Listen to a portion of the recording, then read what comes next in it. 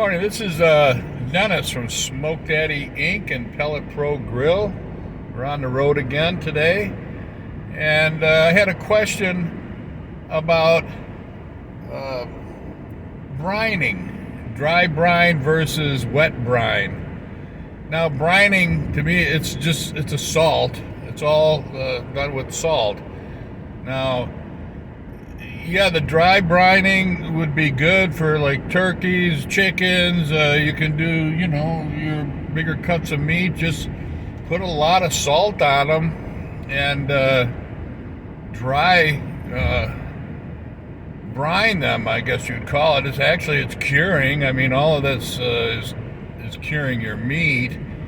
So as far as which is best, I would say, if you're doing a chicken or turkey or, a bigger cut of meat like that, if you just want to put plenty of salt all over it and let it rest overnight in the refrigerator,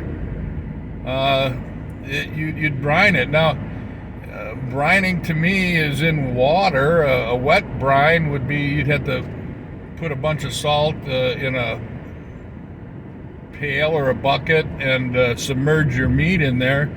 You may want to inject some of that wet brine into the meat. But I think the dry brining for, something that you're going to do right away, the next day is a good option. Just make sure you use a good quality kosher salt. You don't want anything with iodine in it. I've stopped right here, so I'm going to show you a book that I use. It's meat curing. It's a Morton salt one. You can look that up online. There's plenty of information out there.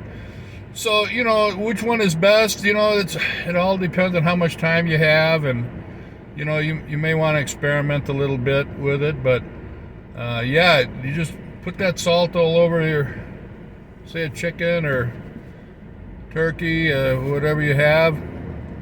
Let it sit for 24 hours or overnight, and smoke it and cook it. Now, curing, is another thing. It's all done with salt and different herbs and spices, but there's plenty of books out there about that, so I would recommend just looking that up.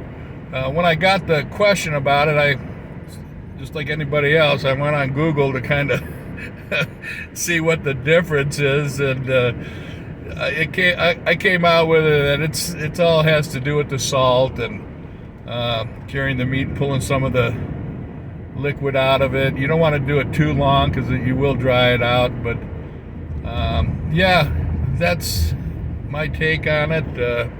So yeah, go online and I would just research it a little bit.